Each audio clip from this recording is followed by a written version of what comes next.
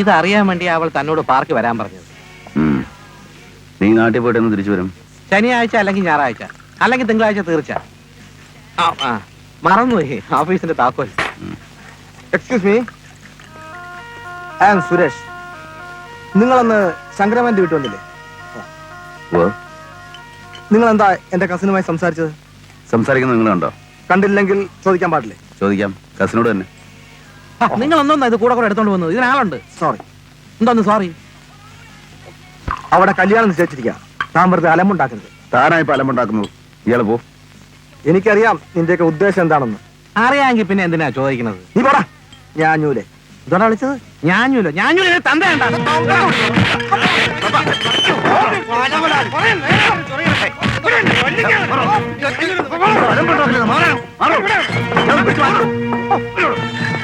ആരെങ്കിലും വന്ന് എന്തെങ്കിലും പറഞ്ഞു എന്ന് വിചാരിച്ച് വെറുതെ കിടന്ന് വഴക്കുണ്ടാക്കണോ? ആരായാലും ശരി, എന്നെ ഞാഞ്ഞൂലെന്ന് വിളിച്ചാൽ ഞാൻ വെറുതെ വിടത്തില്ല. എന്റെ തന്തയായാലും ശരി. കൊണ്ടുപോകാൻ വേണ്ടില്ല ആർജ്.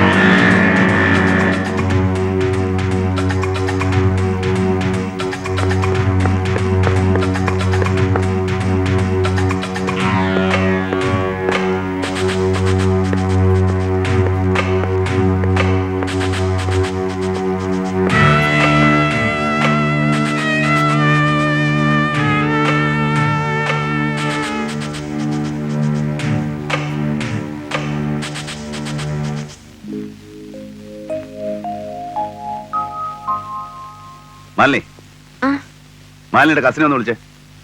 കസിനോ? സുരേഷാണോ? അതെ. സുരേഷ് ഇവിടെ അല്ലല്ലോ താമസിക്കുന്നത്. എന്താ കാര്യം? എന്താ സംഭവിച്ചത്? അയാളോട് കാര്യം ചോദിക്കാനുണ്ടായിരുന്നു. എന്താ കാര്യം എന്ന് എന്നോട് പറഞ്ഞൂടെ? ഇന്നലെ ബാറിൽ വെച്ച് സുരേഷിനെ ഞാൻ കണ്ടിരുന്നു. ആവശ്യമില്ലാതെ ഒന്നും രണ്ടും പറഞ്ഞ് എന്റെ മെക്കിട്ട് കയറി.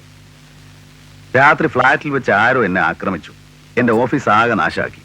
സുരേഷ് ആണോ അതിന്റെ പിന്നിലെന്ന് എനിക്കൊരു സംശയം. അതറിയാൻ ഞാൻ വന്നത്. സുരേഷ് വരുമ്പോ ഞാൻ പറയാം. ആരാ മാലിനി? ഇത് മിസ്റ്റർ ഹരിഹരൻ, എന്റെ ക്ലാസ്മേറ്റ് ആയിരുന്ന ഉഷയുടെ ബ്രദറാ. ഇത് ഡോക്ടർ മോഹൻ, ഞങ്ങളുടെ ഫാമിലി ഡോക്ടറാ. സുരേഷ് ആണ് ഇതിന്റെ പിന്നിലെങ്കിൽ അവനതിന് കനത്ത വില കൊടുക്കേണ്ടി വരുമെന്ന് പറഞ്ഞേക്കും. പറ്റേ?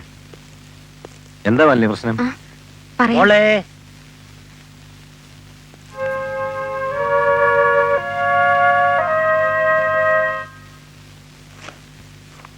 നമുക്ക് പോലീസിൽ കംപ്ലൈന്റ് ചെയ്താലോ സാർ? കംപ്ലൈന്റ് ചെയ്തിട്ട് എന്ത് ചെയ്യാനാ? അവര് വന്ന് എന്തെങ്കിലും ഒന്ന് കാണിച്ചിട്ടങ്ങ് പോകും.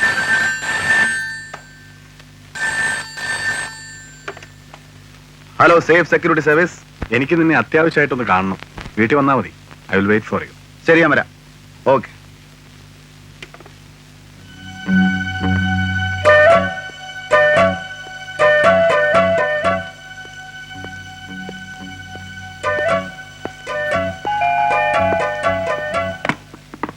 നീ എത്തിയോ? വാ.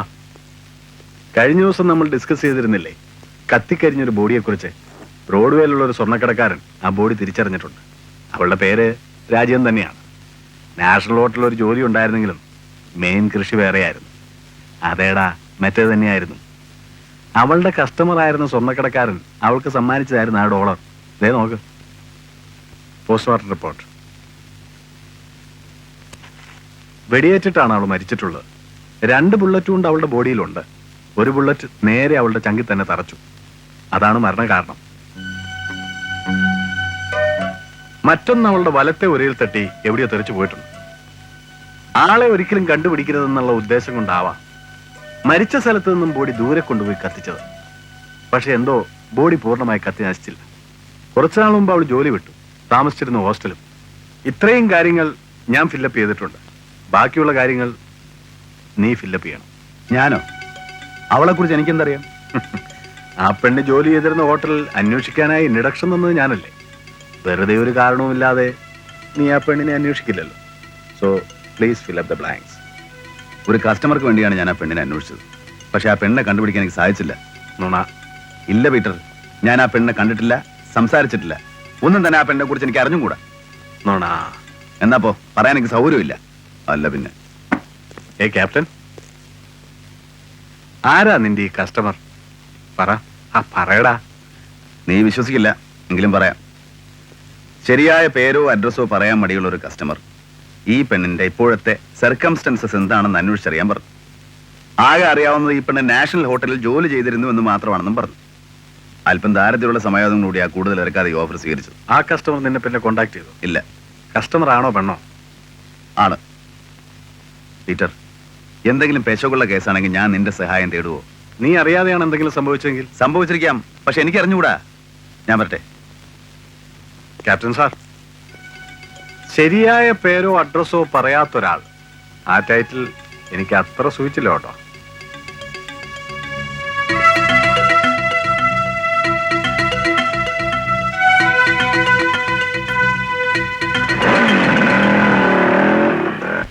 അല്പം ബുദ്ധിമുട്ടിട്ടാണെങ്കിലും മനസമാധാനത്തോടെ ഒരു സ്ഥാപനം നടത്തി വന്നിരുന്ന എന്നെ നിങ്ങളെ നിർബന്ധിച്ച് പുലിവാലി പിടിപ്പിച്ചു. അതിപ്പോ എനിക്ക് വിനയായി. അതിനിപ്പോ എന്ത് സംഭവിച്ചു? നമ്മുടെ കോൺട്രാക്ട് അവസാനിച്ചില്ലേ? അതവസാനിച്ചു. ഇപ്പൊ പുതിയൊരെണ്ണം തുടങ്ങിയിരിക്കുകയാണ്. ഫിൽ അപ്പ് ദ ബ്ലാങ്ക്സിന് പോലീസ് എന്നെ ക്ഷണിച്ചിരിക്കുക. മനസ്സിലായില്ലേ? 2 ദിവസം മുമ്പ് നിങ്ങൾ പറഞ്ഞില്ലേ നിങ്ങൾ അന്വേഷിക്കാൻ ഏൽപ്പിച്ച പെണ്ണുമായിട്ട് നിങ്ങൾ സംസാരിച്ചെന്ന്. പക്ഷെ അവൾ അതിന് എത്രയോ മുമ്പ് മരിച്ച് കത്തിക്കരിഞ്ഞിരുന്നു എന്ന് മറിമായല്ലേ? ഇതാണ് സംഭവിച്ചിരിക്കുന്നത്. എന്റെ പൊന്നു പെങ്ങളെ, അവള് സത്യം പറ. എന്നെ വെറുതെ പുലിവാലി പിടിപ്പിക്കാതെ. നിങ്ങൾ എന്താ പറയുന്നത്? എനിക്കൊന്നും മനസ്സിലാവുന്നില്ല. മനസ്സിലാവൂല. അഭിനയിക്കുന്നവർക്ക് എങ്ങനെയാ മനസ്സിലാവുന്നേ? സിഐയെ കണ്ടിട്ടാ ഞാൻ വരുന്നത്.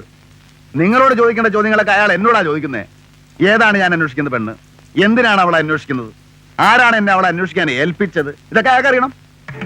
എന്റെ പേര് നിങ്ങൾ പറഞ്ഞു. നിങ്ങളെ ചൂണ്ടിക്കാണിച്ച് പൊടിയും തൂത്ത് എനിക്ക് പോകാമായിരുന്നു. പക്ഷെ ഞാനത് ചെയ്തില്ല. കാരണം ഞാൻ നിങ്ങൾക്ക് വാക്ക് തന്നിട്ടുണ്ടല്ലോ, ആരോടും പറയില്ല. നിങ്ങൾക്കറിയോ, ചെറുപ്പത്തിൽ വല്ലപ്പോഴും ക്ലാസ് കെട്ടിയത് സിനിമയ്ക്ക് പോകുമ്പോ സാറിനോട് പറഞ്ഞിട്ടുള്ള നുണയല്ലാതെ കാര്യമായിട്ട് ഒരു നുണയും പറയാത്തവനാ ഞാൻ. ഞാനിന്ന് കള്ളം പറഞ്ഞു. അത് ഉത്തരവാദിത്തപ്പെട്ട ഒരു പോലീസ് ഉദ്യോഗസ്ഥനോട്, നിങ്ങൾക്ക് വേണ്ടി. പക്ഷെ ഏറെയൊന്നും പിടിച്ചു നിൽക്കാൻ എന്നെ കൊണ്ടാവില്ല. അവർ ശരിക്കും നിർബന്ധിച്ചാൽ എനിക്ക് സത്യം പറയേണ്ടി വരും. വിഷമിച്ചിട്ടൊന്നും ഒരു കാര്യമില്ല.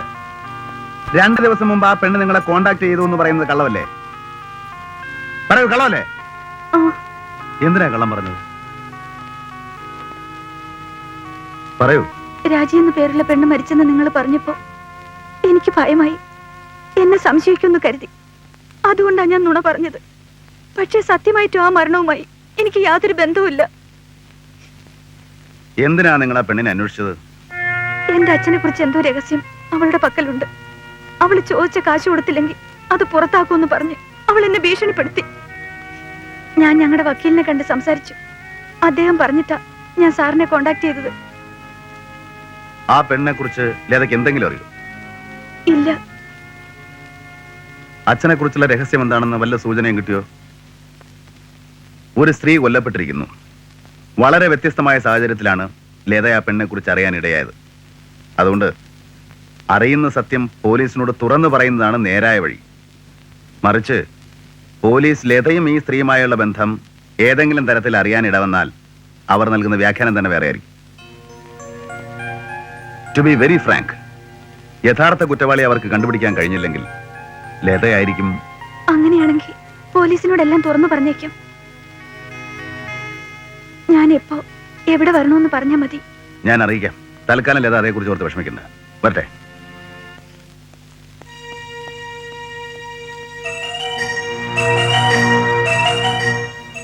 എല്ലാം പോലീസിനോട് തുറന്നു പറഞ്ഞാൽ യു ആർ ഫ്രീ. പിന്നെന്താ പ്രോബ്ലം? ഞാൻ ഫ്രീ ആവും. പക്ഷെ ആ പെണ്ണിന്റെ കാര്യോ? ഒരു തുമ്പും കിട്ടാത്ത കേസിൽ ലത ഇത്രയും തെളിവുമായിട്ട് പോലീസിനെ സമീപിച്ചാൽ അവരവളെ വെറുതെ വിടുവോ? എത്രയൊക്കെയായാലും നമ്മുടെ പോലീസല്ലേ, നല്ല മക്കളാണ്. വാദി പ്രതിയാകാൻ എത്ര നേരം വേണം വക്കീലേ? തന്റെ സുഹൃത്തല്ലേ പീറ്റർ? എല്ലാവരും പീറ്റർ ആണോന്നില്ലല്ലോ. അവന്റെ മുകളിലും ഓഫീസേഴ്സ്. അതും ശരിയാ. ഒരു കാരണവുമില്ലാതെ തന്നെ പോലീസ് പത്രങ്ങളും ചേർന്ന് വേണ്ടാത്തതൊക്കെ കുത്തിപ്പൊക്കും. അപ്പൊ അല്പം പുകയോടെ ഉണ്ടെ പിന്നെ ചോദിക്കാനുണ്ടോ?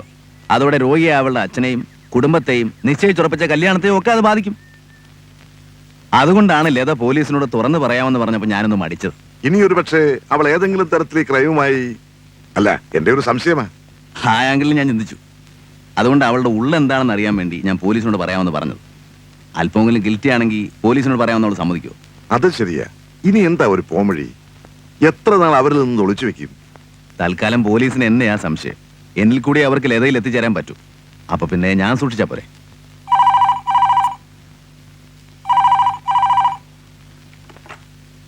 ഹലോ, ആ ഉണ്ട്.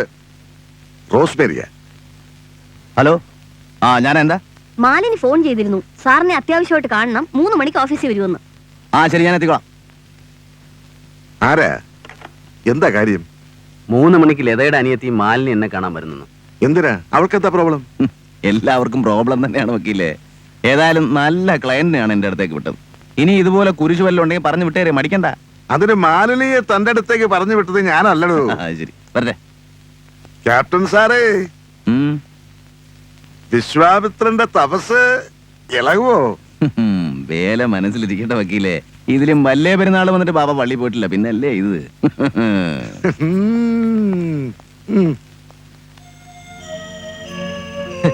ഇപ്പൊ വരും. എന്നെ കൊണ്ടാവുന്ന എന്തെങ്കിലും ആണെങ്കിൽ. ക്യാപ്റ്റൻ വന്നല്ലോ. മാലിനി പോവാതെ ഞാൻ പിടിച്ചു നിർത്തുകയായിരുന്നു. എന്താ മല്ലേ? ഒരു നീ എങ്ങോട്ടാ? അല്ല, ഡിസ്കഷൻ വേണ്ട, എന്തെങ്കിലും ആവശ്യമുണ്ടെങ്കിൽ ഞാൻ വിളിക്കാം. വാ.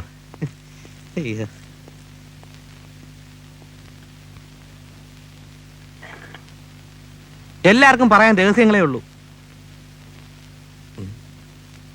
അല്ല, എന്നോട് ആർക്കും ഒന്നും പറയാനില്ലേ? എന്തോ? ഒന്നുമില്ല.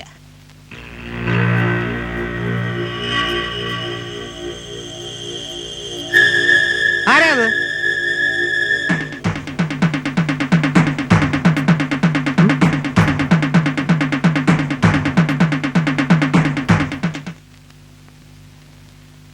തോന്നിയതായിരിക്കും.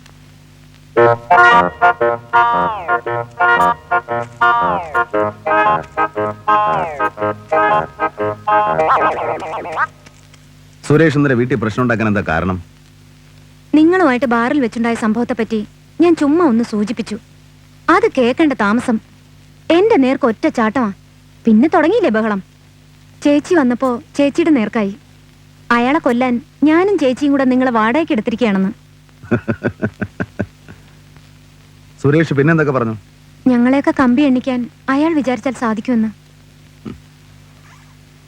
കുടിച്ച് ലക്കില്ലാതെ അയാൾ വല്ലതും പറയുന്നതല്ലേ? അതല്ല കാര്യം. അത് കേട്ടപ്പോ ചേച്ചി എന്തോ വല്ലാതെ ഭയപ്പെടുന്ന പോലെ തോന്നി. ഒന്നുമില്ലെന്ന് പറഞ്ഞു കഴിഞ്ഞാൽ ഞാൻ സമ്മതിക്കൂല. തീർച്ചയായിട്ടും ചേച്ചി എന്നോട് എന്തൊക്കെയോ ഒളിക്കുന്നുണ്ട്. അതെന്താണെന്ന് നിങ്ങൾക്കറിയാം. ദയവായിട്ട് അതെന്നോട് പറയണം. സുരേഷ് എവിടെയാ താമസിക്കുന്നത്? Number 27 first avenue, Prabhat Nagar. എന്തിനാ? എനിക്ക് സുരേഷ് ഒന്ന് കാണണം. അതിനുശേഷം ഞാൻ എല്ലാ മാലിനോട് പറയാം. എന്തിനാ സുരേഷിനെ കാണുന്നത്? പേടിക്കണ്ട, ഞാൻ ആരുടെ മെക്കിട്ടൊന്നുമില്ല. അയാൾക്ക് ഫോണുണ്ടോ? ഉണ്ട്, 363211. ഞാൻ വരട്ടെ. ആ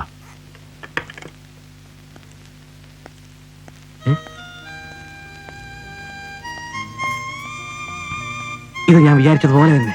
എന്തോന്ന്? അഗാധ പ്രേമം. വീട്ടിലെ ഡ്രൈവറുടെ പേരെന്താ? രാജു. പക്ഷെ അയാളിപ്പോ ജോലിയിലില്ല. ഇല്ലേ? എവിടെ പോയി? 2 ദിവസം മുമ്പ് പിരിഞ്ഞുപോയി. എന്താ ചോദിച്ചത്? അയാൾ എവിടെ താമസം? അറിഞ്ഞൂടാ. എന്താ കാര്യം? ആരാ അയാൾ അവിടെ ആക്കിയത്? സുരേഷാ റെക്കമെൻഡ് ചെയ്തത്. അച്ഛൻ ജോലിക്ക് വെച്ചു. സുരേഷ് റെക്കമെൻഡ് ചെയ്ത്? പിരിഞ്ഞവൻ എന്താ കാരണം? പ്രത്യേകിച്ചൊന്നും പറഞ്ഞില്ല. അയാളുടെ ചുറ്റുപാടുകളെ കുറിച്ച് മാലിക്കൊന്നും പറഞ്ഞൂടെ? ഇല്ല. ആ, അയാളുടെ അനിയത്തിയോ മറ്റോ ഇവിടെ ഒരു ഡിപ്പാർട്ട്മെന്റ് സ്റ്റോറിൽ ജോലി ചെയ്യുന്നതായി പറഞ്ഞ ഓർമ്മയുണ്ട്. ഏത് സ്റ്റോറിൽ? ഞാൻ വീട്ടിൽ പോയി ആരോടെങ്കിലും ചോദിച്ചിട്ട് വിളിച്ചു പറയാം. വരട്ടെ. ഓക്കെ. എന്ത് പറ്റിടാ? താൻ എങ്ങനെയാണ് ഇഷ്ടം രണ്ടിനെയും കൂടി ഒറ്റയ്ക്ക് കൈകാര്യം ചെയ്യുന്നത്? രണ്ടിനെയും കൂടെ? നിനക്ക് വട്ടുണ്ടോ? വട്ടോ? അത് ആർക്കാണെന്ന് ഉടനെ തന്നെ മനസ്സിലാവും. ഞാൻ അന്ന് പറഞ്ഞില്ലേ, ഞാൻ എന്തെങ്കിലും സ്വപ്നം കണ്ടാൽ. എന്റെ പൊന്നുമോനെ, ആവശ്യമില്ലാത്ത സ്വപ്നം കാണല്ലേ. എനിക്ക് അതിനുള്ള ആരോഗ്യമില്ല. Rosemary darling, Yes, sir. ഇവൻ ആവശ്യമില്ലാത്ത സ്വപ്നം കാണുന്നുണ്ടോ എന്ന് നോക്കണം. Okay sir. റോസ്മേരി. എന്തോ? ഒന്നുമില്ല. അയ്യോ,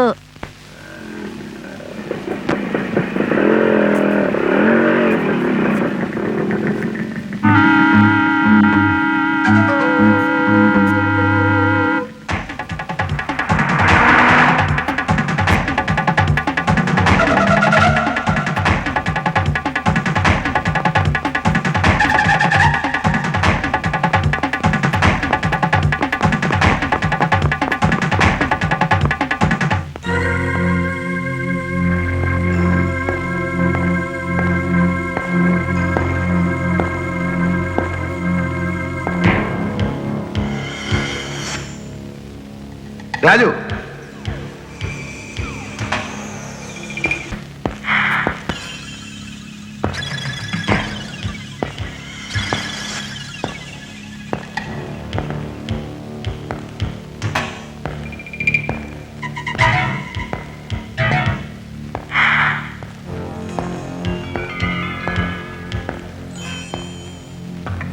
രാജു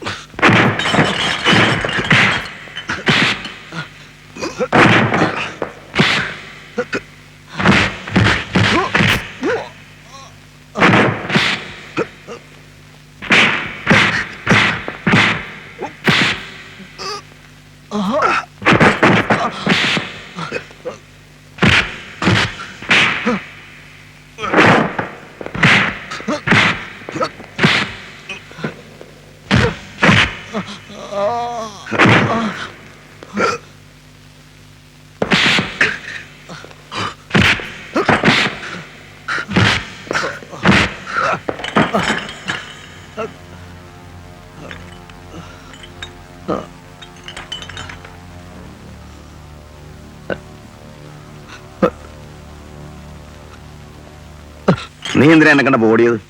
പറയടാ, പറ. എന്നെ തല്ലരുത്, പറയാം. നീ പറ. പേടിച്ചിട്ടാ ഓടിയത്. എന്തിനാ പേടിച്ചത്? സാറ് പോലീസല്ലേ? പോലീസിനെ നീ എന്തിനാ പേടിക്കുന്നത്? അത് പറയടാ, എന്തിനാ പേടിക്കുന്ന? ഞാൻ കൊല്ലപ്പെട്ട രാജിയുടെ മാമയായിരുന്നു. അതിന് പോലീസിനെ എന്തിനാ നീ പേടിക്കുന്നത്? നീയാണോ രാജിയെ കൊന്നത്? അല്ല സാർ. പിന്നെ ആരാണെന്ന് എനിക്കറിയില്ല. നീ എന്തിനാ ജോലി വിട്ടു പോയത്?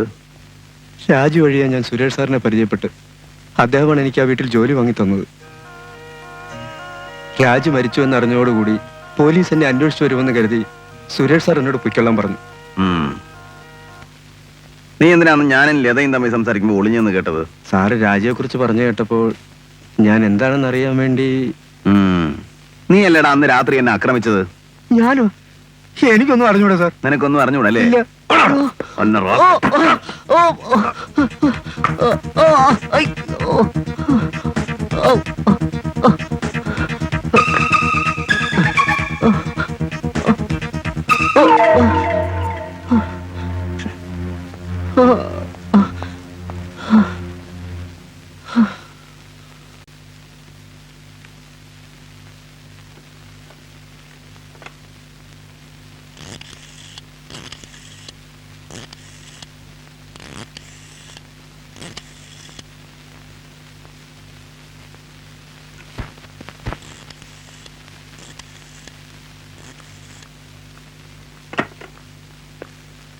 ഹലോ, ഒരു 10,000 റുപ്പീസ് വേണമല്ലോ. 2 ദിവസം മുമ്പല്ലേ ചേച്ചിയുടെ അടുത്തുനിന്ന് കാശ് വാങ്ങിയത്? അതെ, അത് തീർന്നു പോയി. ബില്ല് കെട്ടാത്തോണ്ട് എന്റെ ഫോൺ ഡിസ്കണക്ട് ചെയ്തിരിക്കുക. ഫോൺ ഇല്ലാതിരിക്കുന്നതാ നല്ലത്. അത് തീരുമാനിക്കാൻ നീയാണോ? എന്ത് പറഞ്ഞാലും ശരി, ഇവിടുന്ന് പൈസ ഇനി കിട്ടൂല. ഞാൻ വാങ്ങും, നിനക്ക് കാണണോ? ഇത് കുറെ കേട്ടതാ. ചുമ്മാ ഓലപ്പാമ്പ് കാണിച്ച് ആളെ പേടിപ്പിക്കല്ലേ. പേടിപ്പിക്കാനല്ല, നിന്നെയൊക്കെ കരയിക്കാൻ എനിക്കറിയാം. എല്ലാത്തിനും ഞാൻ കമ്പി എണിക്കും, കാണണോ? ഇത് കുറെ പ്രാവശ്യമായല്ലോ പറയുന്നു. ആണുങ്ങളായ പ്രവർത്തി. ആ, ഒരു 10,000 രൂപ വേണം, അത്യാവശ്യം. ഞാൻ തരാത്ത ചേച്ചി തരുമോ? മാലിനി നീ ഒന്ന് ചുമ്മാ ഇരിക്കുന്നുണ്ടോ? ചേച്ചിയാ ചോദിക്കുമ്പോ കാശ് കൊടുത്ത് ഇത്രയും വഷളാക്കിയത്. താൻ എന്ത് വേണമെങ്കിലും ചെയ്തോ, ഞാൻ ഈ വീട്ടിലുള്ളിടത്തോളം ഒറ്റ പൈസ തരൂല, തീർച്ച. എന്നാ നീ കണ്ടോ, കരഞ്ഞു കരഞ്ഞ് നീ എന്റെ കാല് പിടിച്ചില്ലെങ്കിൽ എന്റെ പേര് ഞാൻ മാറ്റും. അതാ നല്ലത്.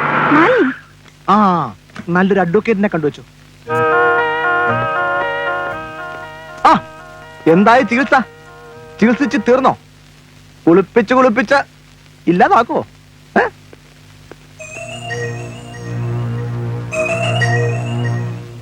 എന്താ അവൻ പറയുന്നത് സരോജിനി? ഒന്നുമില്ല, അത് പതിവ് പോലെ തന്നെ. അതല്ല, അവൻ വേറെ എന്തൊക്കെയോ പറയുന്നത് കേട്ടല്ലോ. വർക്കി, എന്തോ? ആ വാതിലടച്ചേര്.